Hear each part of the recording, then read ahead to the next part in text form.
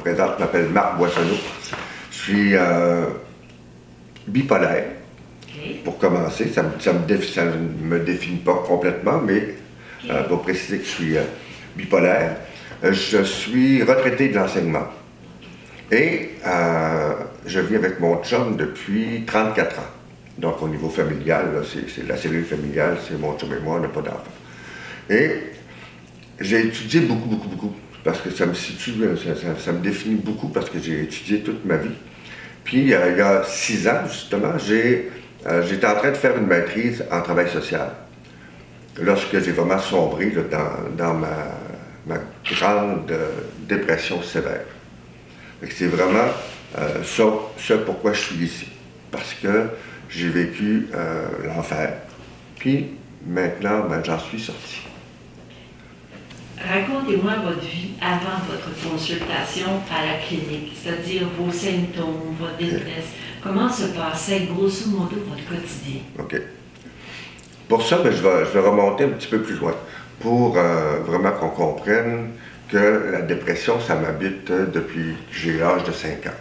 Donc, depuis que je m'en souviens, à l'âge de 5 à 12 ans, j'ai été abusé sexuellement par des religieux, puis ça a vraiment décollé ma vie sur les chapeaux de roue. Ça a vraiment été, c'était tout croche. Donc, à partir de ce moment-là, à partir de l'âge de 5 ans, chaque nuit, chaque soir, avant de me coucher, je rêvais de ne pas me réveiller. Donc, à chaque nuit, de l'âge de 5 ans jusqu'à 27 ans, c'était mon souhait. Ma prière, c'était « Venez me chercher, je veux m'en aller, je veux en finir, la vie, c'est trop dur. » Donc, j'ai passé toute ma vie en dépression, si on veut. Après ça, j'ai comme développé la bipolarité, mais je ne le savais pas. Donc, on parle d'il y a 20 ans à peu près. J'étais suivi par mon médecin de famille, comme tout le monde. Puis, l'été, je tombais en dépression.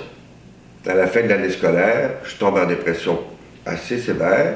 Je passais l'été couché dans mon lit. Je pouvais sortir une fois ou deux dans tout l'été, dehors. Le soleil ne me faisait pas, il n'y avait rien qui me faisait, j'avais pas le goût de rien. Ça durait 2 mois et demi.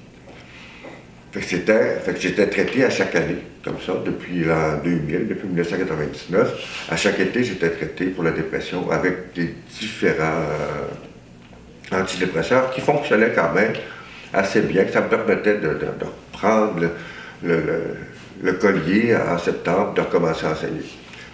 Donc, après ça,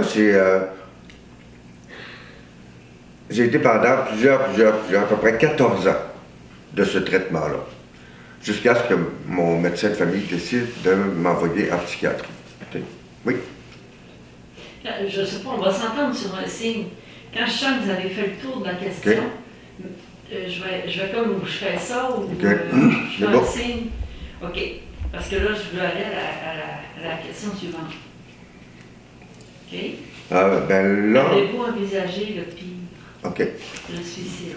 Donc, comme je vous disais, depuis l'âge de 5 ans, le suicide, ça fait partie de mes pensées. Mais vers l'âge de 27 ans, là, j'en avais, ça dépassait tout. À l'intérieur de 3 mois, j'ai perdu mon père, j'ai perdu mon frère, j'ai perdu ma grand-mère, tous les gens qui étaient significatifs pour moi. Tout c'était comme trop. On va passer à l'acte. Et fait que j'ai fait une tentative de suicide à ce moment-là. J'ai été très chanceux parce qu'il y a quelqu'un qui m'en a empêché à la dernière minute. J'étais sur le pont ici à Chicoutimi, le pont vert. J'étais à l'extérieur. Je me préparais. Je me souviens que la dernière pensée, c'était est-ce que je saute par en avant ou je saute par en arrière? C'est quoi qui va être le plus efficace? Donc, j'étais rendu là, il y a quelqu'un qui m'a attrapé et qui m'a ramené sur le pont. Ça m'a assommé, j'ai perdu connaissance, puis la personne est partie. Puis quand je me souviens d'avoir été pris, happé, puis quand je me suis réveillé, il n'y avait personne, j'étais là. Puis j'ai pleuré pendant 4 jours. Puis là, à ce moment-là, je me suis dit, mais si je ne peux pas mourir, il va falloir que je vive. Fait que tu as peut-être trouvé ça particulier, mais je me suis mis à chercher quelque chose pour remplir l'espèce de trou qu'il y avait là. Puis, quand tu cherches, tu trouves. C'est qu'à ce moment-là, j'ai rencontré le bouddhisme. C'est que ce bouddhisme-là, le bouddhisme de Nichiren Daishonin, qui est la récitation de Nam-myoho Renge-kyo, pour être plus précis, ça m'a vraiment permis de passer au travers puis d'être encore ici aujourd'hui. Parce que j'ai voulu me suicider depuis les 20 dernières années. C'est devenu, jusqu'à la fin, là, les derniers temps avant d'arriver ici, c'était jour et nuit, 24 heures par jour. Est-ce que je passe à l'acte? Comment je fais? Où je le fais? Puis j'ai travaillé moi-même en prévention au suicide. Donc je connais tous les processus du suicide. Puis je savais que, bon, OK, là, ça s'en vient dangereux. Tu sais comment, tu sais où, tu sais pas encore quand. Tu sais, ça fait que ça approche. Là, tout ça pour dire qu'effectivement, j'ai pensé à me suicider. J'ai essayé une fois, mais j'ai lu ça dans la tête tout le temps. Appelez-vous du soutien? Oui, en parlant de soutien, ben, naturellement, j'ai mon chum qui est un être magnifique. Je suis vraiment choyé d'être avec lui.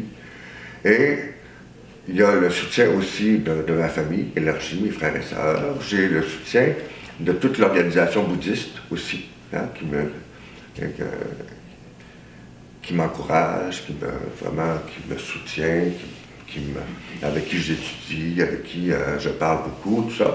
Donc, moi-même ayant aidé énormément de gens dans ma vie, parce que c'est comme ma nature, d'être aidé, c'est pas toujours facile, hein? C'est pas toujours d'aller chercher de l'aide, c'est pas toujours évident, parce qu'on pense que nous autres, on le sait comment que ça marche, fait qu'on n'a pas besoin d'aller demander à quelqu'un comment que ça marche, parce qu'on le sait. Donc, c'est vraiment... du soutien, j'en ai eu beaucoup. Puis je pense que c'est important d'en avoir, puis c'est important de l'accepter, ce soutien-là, même si c'est pas facile. OK. Et à partir de ce cheminement-là, comment s'est produit votre arrivée ici à la clinique? OK. Donc, ce qui est arrivé, c'est que mon médecin de famille m'a recommandé un psychiatre.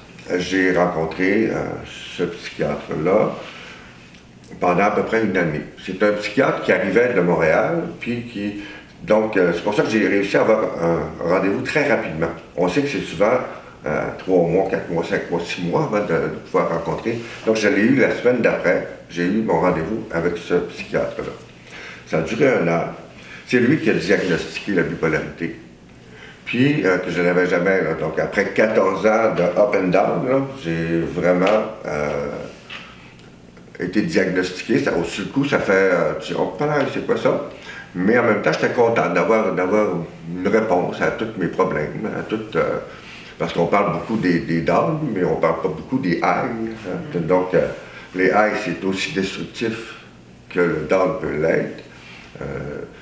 Mon dernier high, je vais juste ouvrir une petite parenthèse, mon dernier high, parce que moi, j'étais vraiment high. Donc, j'avais mes 300 étudiants au secondaire. Je suivais 2 cours à la maîtrise à l'université ici à Chicoutimi. Je donnais un cours au bac, un cours de travail social au bac à Sept-Îles.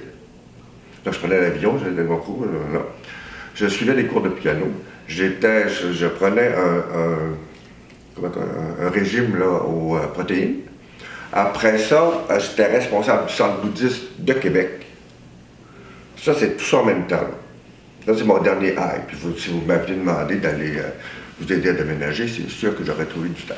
Donc, c'est vraiment, c'est ça un high. C'est qu'on est invincible, il n'y a pas de limite, on peut faire tout ce qu'on veut, mais ça, on s'abîme, hein, puis on... Comment je dirais ça? On s'auto-détruit d'une autre façon. Mais on est tellement bien dans ces highs-là, qu'on est invincible, qu'on est bon, qu'on est, tu sais, là, qu'on a fait, qu'on ne veut pas se faire soigner quand on est dans des highs. Tu sais, fait que tu te fais soigner juste quand tu es dans des downs. Fait que comme ça, ton médecin, lui, ne sait pas que tu es bipolaire. Et ton médecin, il te voit juste quand tu es en dépression, donc il te soigne pour la dépression. Fait Fait que ce qui a fait que je suis arrivé ici, c'est qu'il y avait mon psychiatre qui, lui, a essayé, comme tous les bons psychiatres, avec des médicaments, des antidépresseurs, antipsychotiques, anxiolytiques, etc., etc. Mais moi, ça ne fonctionnait plus. Ça ne fonctionnait pas.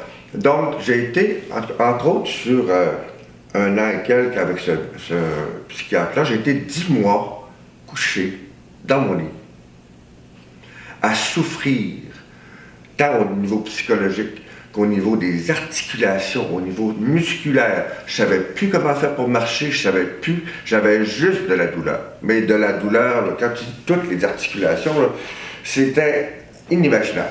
L'enfer, la souffrance, ça n'a pas de nom. Tout ça, c'était dû beaucoup au fait que j'essayais des médicaments. On faisait des sevrages. Pour moi, les sevrages, à chaque fois, c'est vraiment l'enfer. Donc, on en faisait, jusqu'à ce que lui, il décide de repartir à Montréal, ce psychiatre-là. Là, je me suis ramassé devant rien, avec une attente de 4 mois pour ici. Puis j'ai dit, je vais prendre mon mal à patience. Puis là, j'avais encore un médicament qu'il m'avait donné juste avant de partir. Puis j'ai dit, il faut que je sorte avec ça, j'en ai pour 4 mois. Puis là, je me suis rendu jusqu'ici. Fait que, ici, j'ai été accueilli, mais vraiment de façon très, très, très humaine, très efficace, très chaleureuse. Puis c'était vraiment particulier. Tu sais, j'ai eu l'impression de voir qu'il y avait peut-être une lumière à quelque part, au bout d'un tunnel, parce que là, moi, je n'avais plus d'espoir, j'en avais plus. Fait que le docteur Croteau a fait comme tous les bons psychiatres. On s'est mis à essayer des nouvelles molécules, puis des nouveaux médicaments. Puis là, tu sais, juste de vous donner une idée, là, dans les 5 dernières années, hier, j'étais allé consulter mon Clic Santé, voir mon dossier. Puis dans les 5 dernières années, j'ai essayé 21 médicaments, juste pour le système nerveux central puis le système nerveux autonome.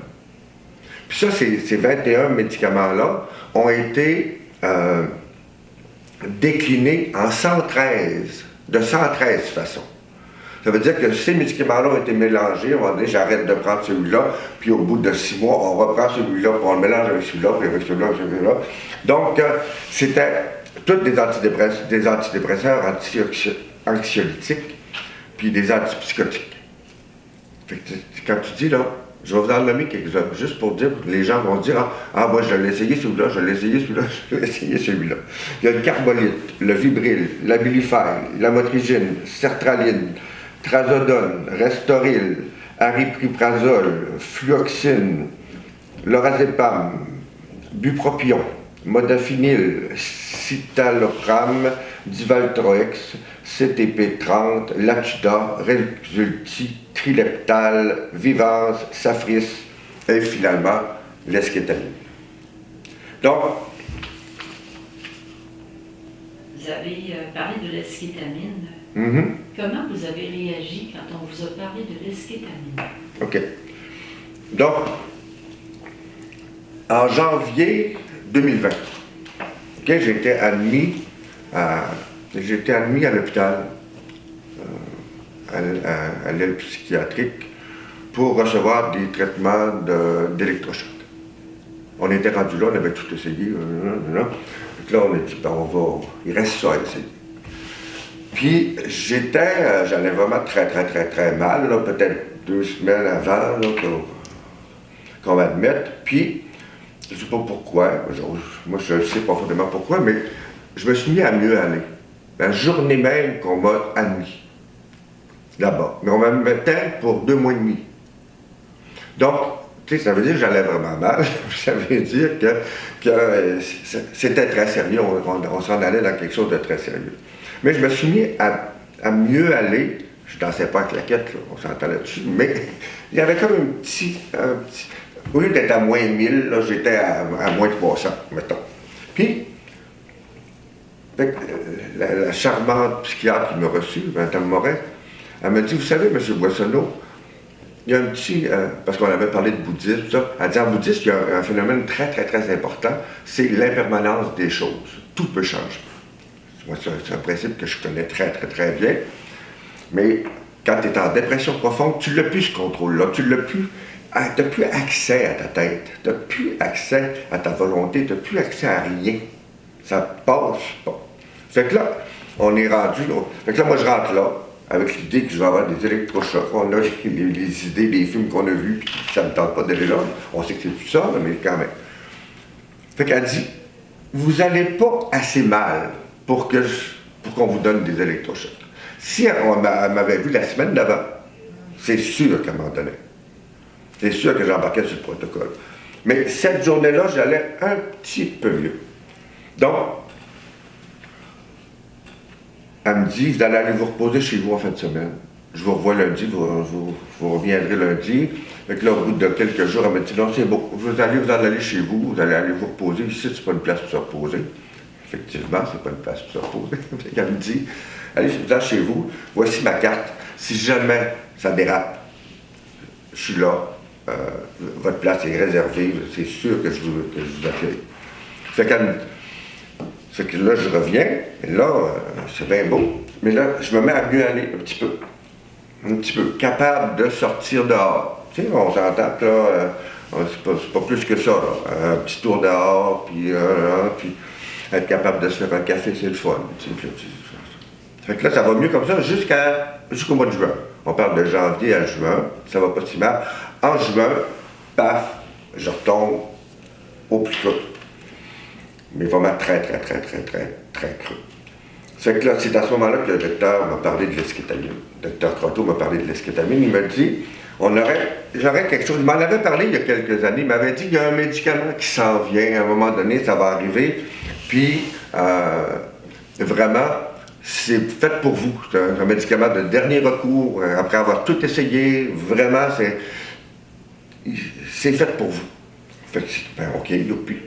Mais en même temps, des médicaments, je ne veux plus en essayer, moi, là. C'est fini, là. On m'a dit au moins 21 fois, ah, il y a une nouvelle molécule, ah, il y a une nouvelle affaire, ah, ça, on va essayer ça avec ça, non, puis moi, ça me rend malade. Ça ne m'aide pas, ça me rend malade. Mais il faut le faire. Comme patient, il faut passer par là. Puis il faut vraiment accepter, parce que pour la majorité des gens, ça fonctionne. Ça fonctionne. C'est juste dans le cas vraiment de dépression sévère que tout ça, ça ne fonctionne plus. Parce que le cerveau, il est bloqué, les chemins, ça ne marche plus, il ne se passe plus rien. Donc, le Dr. Croteau m'a proposé l'eskétamine en me disant que c'était pour moi. Là a commencé la saga de la RAMQ. Parce que là, moi, je suis retraité, donc je n'ai plus d'assurance médicaments. J'ai encore une assurance collective pour les massothérapeutes, tout ça. Mais j'ai plus pour payer mon CPAP parce que je fais de la sommeil. Donc, j'ai gardé cette. Puis comme je suis un petit peu exagéré, toujours un petit peu excessif, j'ai décidé de prendre le top, tu sais, la protection 3X, 3A, puis plus. Fait que je paye ça tous les mois. Fait que là, j'arrive, le docteur Croteau, il dit, on va faire une demande à la RAMQ. Mais là, on est au début, hein, ça fait pas longtemps que c'est dans le système, là, ce médicament-là. Fait que je reçois un premier refus qui me dit que, bon, il manque des données, tout ça, bon, on s'attend un petit peu à ça. Fait que là, le docteur Croteau continue, Je reçois un deuxième avis qui me dit que, c'est là que ma petite liste de médicaments est importante, qui me disent que j'ai pas tout essayé, les antidépresseurs et les antipsychotiques, puis je les ai pas toutes essayées. Mais là, ça ne fonctionne pas. C'est toujours sensiblement les mêmes molécules. C'est des compagnies différentes, mais c'est des dosages de molécules différents, etc. Fait que là, tu restes. Puis il me dit, après ça, il écrit que, deuxième point qu'il m'a refusé, que je suis bipolaire. Puis la dépression chez le bipolaire, bon, la documentation supposément dit que, c'est eux autres qui disent ça, que c'est pas clair que c'est efficace dans le cas de la bipolarité. Bon. Deuxième refus. On continue. Mais là, moi, je suis déprimé, là.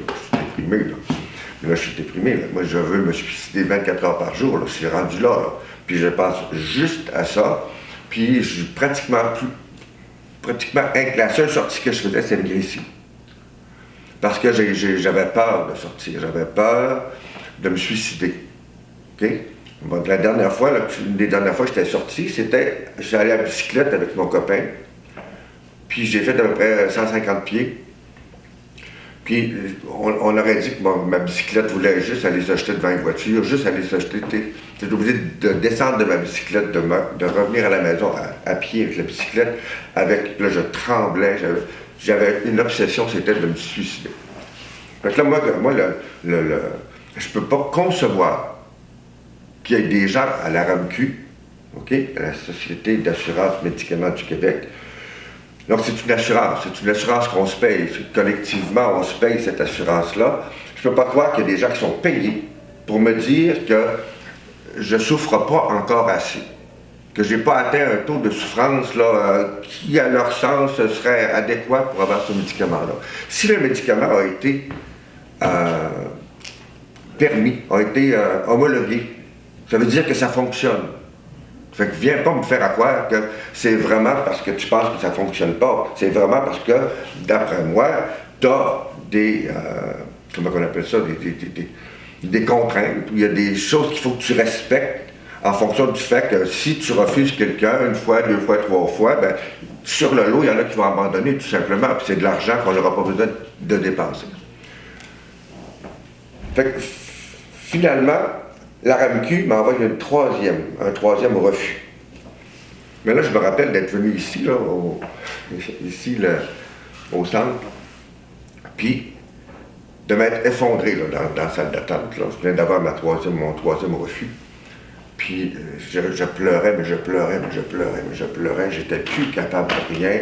Puis je me rappelle que Guylaine, la dame qui était à la réception, elle est venue me chercher, elle m'a amené dans un local qui était libre pour que je puisse continuer à pleurer pendant au moins 1 heure avant de rencontrer l'infirmière clinicienne. Puis, tu dis, là, je suis au bout, là, je suis au bout. Puis, il m'envoie des lettres comme ça qui me disent que non, on est désolé, à cause de ci, à cause de ça, à cause de ça. Donc, continuez, la dernière que j'ai eue, là, c'est juste avant Noël, là, pour me dire que désolé, puis essayer de comprendre que la seule façon d'avoir accès à ça, c'est d'aller en cours. Au tribunal, là, je me rappelle pas quoi, là.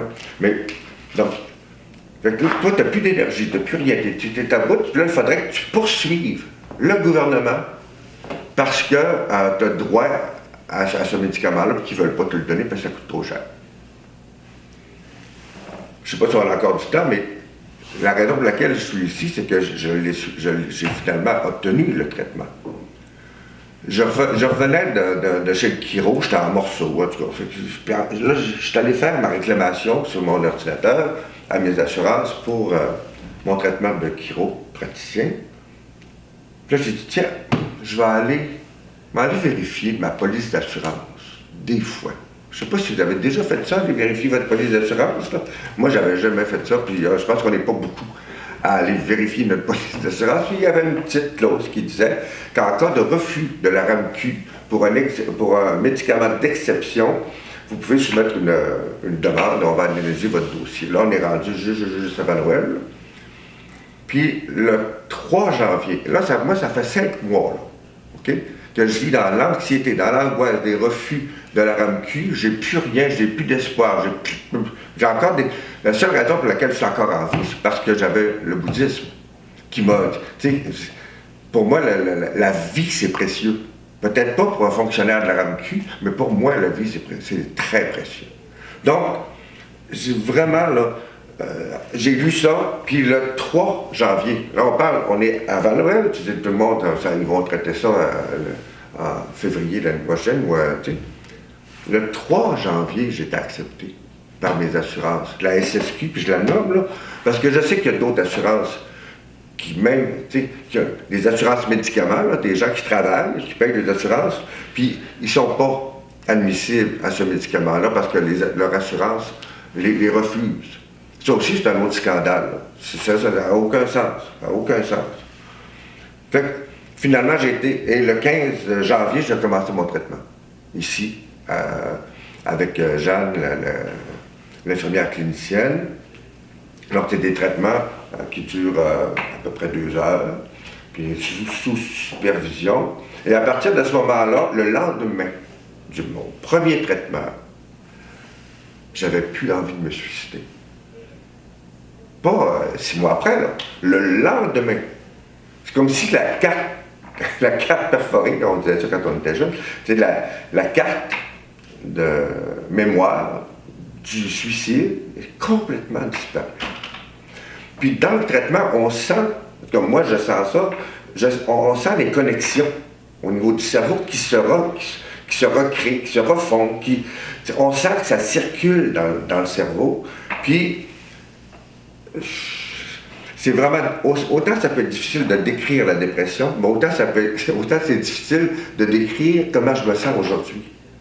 Parce que moi, les highs, je sais c'est quoi. Parce que, puis la crainte de quelqu'un qui est dépressif, c'est de partir sur un high, de partir sur, puis là, de tomber dans l'excès de l'autre côté, puis c'est pas plus intéressant. Mais là, je me sens pas dans un high. Je sens que j'ai accès de nouveau à mon cerveau, accès de nouveau à ma capacité de penser, à ma capacité d'agir, puis à ma capacité d'être heureux. C'est pas rien, là. C'est pas rien. Ce médicament-là permet ça. Pourquoi on nous le refuse? J'ai aucune idée. Ben, on le sait, c'est de l'argent. Mais on donne des millions, des milliards, ça vole de partout. Puis on n'est pas capable de donner des traitements qui vont permettre à des gens de redevenir productifs, de redevenir des gens qui vont aider leur société. Tu sais, je comprends pas. On décide que nous autres, notre catégorie de personnes souffrant de dépression, on n'est pas assez important pour nous donner des traitements. Moi, j'ai eu la chance là, de l'avoir, ce traitement-là, là, par un chemin là, qui est très particulier. Même le représentant de la compagnie pharmaceutique, il disait « Comment ça que vous avez cette clause-là? » Il dit « J'ai jamais vu ça, je comprends pas comment ça fait que vous allez avoir droit. On peut pas avoir deux compagnies d'assurance, médicaments, etc. » Mais j'y ai droit, c'est tout à fait légal. Mais je trouve ça aberrant, aberrant. Je vais peut-être terminer en parlant d'un de mes grands amis qui est présentement à Montréal, qui vit une dépression profonde depuis au moins 4 ans. Il a tout perdu. Là, tout. Puis, moi, je l'ai encouragé à faire sa demande. Puis, il a 70 ans. Moi, je pensais que tu étais beaucoup plus jeune que ça. C'était quelqu'un que j'ai connu, qui était très en forme, tout ça. Il a 70 ans. Lui, son refus, puis je l'avais prévenu, tu vas être refusé, mais il faut faire la demande. Il faut faire la demande. Ils ont donné comme refus qu'il était trop vieux. Que dépasser 65 ans, comme pour les bipolaires, la documentation n'est pas claire comme pour prouver que ça peut être efficace de dépasser 65 ans. Il n'y a pas d'études là-dessus. C'est assez fou. Ils ont décidé que lui, là, il va souffrir dans son lit, parce qu'il est là, il est dans son lit, plus capable de se lever, plus capable de rien, il se trouve épouvantable, il est bourré de remords, parce que, puis de culpabilité, parce qu'il voudrait, mais il ne peut pas. Puis là, il reçoit des belles lettres de la RAMQ lui disant « Désolé, t'es trop vieux, mon petit pet, tu mourras, on espère que tu mourras pas trop tard. » Je ne sais pas dans quelle société qu'on vit, puis je ne sais pas qu'est-ce qui se passe. Mais qu'on soit obligé d'aller. Là, aujourd'hui, là, j'ai la capacité de parler, j'ai la capacité d'être avec vous autres. Mais je ne l'avais pas, ça, il y a quelques mois. Je l'avais plus, je l'avais perdu. Ce médicament-là m'a ramené à la vie. Mais là, c'est quoi qu'on a? Donc, c'est ça. De toute façon, je pense avoir fait le tour de ce que moi j'avais à dire. Mais en tout cas, si les gens qui souffrent de dépression profonde ou qui soutiennent les gens, ben, faites la demande. Faites la demande de ce médicament-là, qui est l'eskétamine, qui peut être connu, peux-tu nommer la compagnie, je ne sais pas. En tout cas, c'est l'eskétamine ou le Spravato. C'est peu connu, vous allez voir, probablement qu'il y a plusieurs d'intervenants qui vont dire, je ne connais pas ça, je n'ai pas entendu parler, là, c'est vraiment nouveau. Mais il faut s'en servir. C'est une nouvelle génération, c'est une nouvelle façon d'aborder le traitement de la dépression. Ça n'a rien à voir avec ce qui se faisait avant. Ça permet vraiment ça permet de reconnecter notre cerveau, puis de permettre au bonheur de passer. En conclusion, je vous avais écrit, je vous laisse décider de la conclusion. Pourriez-vous faire un lien avec votre lien de confiance avec le docteur Croteau par rapport à tout ce processus? Okay. Je pense que en étant avec ça aussi c'est une autre chose, même si en vous disant on dit qu'il n'y a pas de hasard, mais le fait d'être avec l'équipe du docteur Croteau, lui, il croit en ce médicament-là, il croit en ce traitement-là. Il a fallu qu'il est parmi les pionniers, donc il a fallu qu'il nous permette de pouvoir recevoir ce médicament-là sous supervision. Donc, il a fallu réaménager un peu la clinique, donc, il y croit, puis c'est pour ça que je suis là. Moi, je me demandais comment je peux faire pour aider les gens qui souffrent autant de dépression. Puis, c'est le docteur Croteau qui m'a proposé de participer à ce document-là, parce que j'y crois autant que lui. Hein? C'est vraiment... il a été d'une patience. Tu sais, quand on parle de plusieurs années, là, ça fait plusieurs années que je me présente ici, là, un petit morceau, puis genre, ça marche pas, puis on connaît d'autres choses, puis on recommence, puis on recommence, puis on recommence.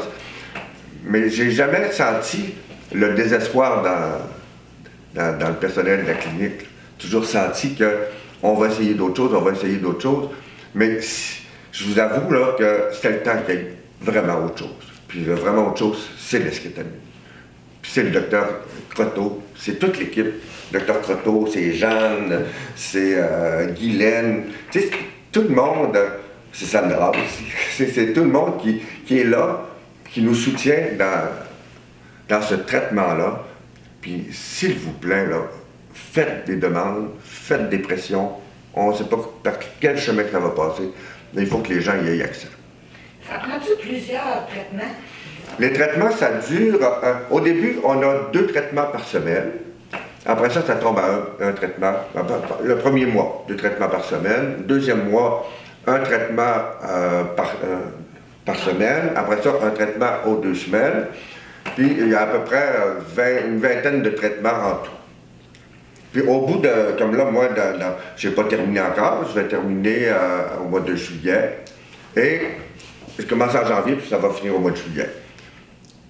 Puis après ça, c'est fini, là. On n'est pas assujetti à un nouveau médicament qu'il va falloir qu'on prenne encore pendant des années, puis mais ça ne guérit pas. Ça ne guérit pas, ça permet aux neurotransmetteurs de faire leur job, de connecter les synapses, etc., pour faire en sorte que les antidépresseurs fonctionnent. Donc, on continue à prendre des antidépresseurs à dose minime. Je continue à prendre mon lithium parce que je suis encore bipolaire, puis je vais être bipolaire toute ma vie. Mais c'est encore là, c'est à des doses minimes, qui fait que on continue à vivre. Puis pour la première fois depuis je ne sais pas combien d'années, j'ai les idées claires, j'ai la tête claire. Parce que quand on est sous médication, on est comme dans un étau. On est pris dans un étau qui fait que oui, on est capable de fonctionner, mais on fonctionne quand même. Là, je ne fonctionne pas quand même, je fonctionne. Puis, en tout cas, puis ceci n'est pas une infopublicité. On n'est pas là pour vendre un produit, c'est vraiment, vraiment, vraiment quelque chose de nouveau qu'il faut. Puis là, oui, c'est nouveau ici, là, mais c'est pas nouveau dans d'autres pays. Il y a des pays qui ont déjà des années d'expérience avec ça. Ce n'est pas rien qu'une croyance, c'est non. aussi le résultat d'études. C'est ça, oui, c'est très, très, très documenté. Il faudrait en parler au docteur Croteau. Il y en a des études, ça d'épaisse, qui viennent de partout dans le monde, qui prouvent qu'après 2 ans, après 3 ans, après 4 ans, c'est encore efficace. Ça peut arriver qu'au bout de 2 ans, qu'il y ait un traitement. Donc, on appelle ça des traitements Un suivi. Moi, d'un suivi, en tout cas, il y a un petit terme. Ça peut arriver.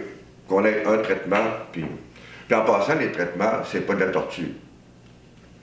C'est sûrement une des choses les plus agréables que j'ai vécues de toute ma vie. Donc, le traitement comme tel, c'est vraiment, ton cerveau est en ébullition, puis la vie est belle. Pendant les 2 heures, là, c'est vraiment incroyable. La pêche, le plaisir qu'on peut retrouver, qu'on pensait qu'on avait perdu. C'est ça. C'est ça que je rêve. C'est presque exceptionnel. C'est pas presque, c'est exceptionnel. C'est incroyable. C'est vraiment incroyable. Puis ça a l'air trop beau pour être vrai, mais malheureusement, quand on a découvert l'insuline, c'était bien trop beau pour être vrai aussi. Tu sais, ça fait qu'à un moment donné, il y a des choses comme ça. Puis je compare souvent ça au diabète, parce que je suis diabétique aussi. Puis, tu sais, quand tu es diabétique de type 2, ben, tu prends des petits médicaments, là, puis tu fais attention à ta diète, puis la vie est belle, là, tu sais, ça fonctionne, c'est contrôlé. Mais quand tu es de type 1, tu peux pas, même avec toute la volonté du monde, avec tous les régimes du monde, y arriver tout seul. Ça prend de l'insuline. Puis, je compare ça à l'insuline. C'est comme si aujourd'hui on décidait, bon, tu as 70 ans, désolé, l'insuline, c'est pas pour toi. Tu sais, non, c'est un dernier recours. Quand tu auras peut-être 2 membres qu'on aura amputés, peut-être qu'on va te donner de l'insuline. Tu sais, on est rendu là. Ce médicament-là est aussi efficace que l'insuline a été pour le diabète. Puis, malheureusement, on fait affaire à des fonctionnaires qui fonctionnent, ils font leur job. J'ai rien contre eux autres. Eux autres, ils appliquent des normes, ils appliquent des critères, ils appliquent des grilles. Mais pourquoi une pharmacienne ou un pharmacien de la RAMQ aurait préséance sur mon psychiatre qui me suit depuis 6 ans, qui décide qui a prouvé mon diagnostic, qu'on a tout essayé, puis que finalement, il y a quelqu'un, puis j'ai beaucoup de respect pour les pharmaciens et les pharmaciennes, mais pourquoi eux auraient préséance sur le diagnostic, puis sur la prescription de mon psychiatre? Il y a quelque chose d'incorrect là-dedans, il y a quelque chose qui ne fonctionne pas. Ça marche pas. Ça marche pas. Ben, on vous remercie beaucoup. Bien vu.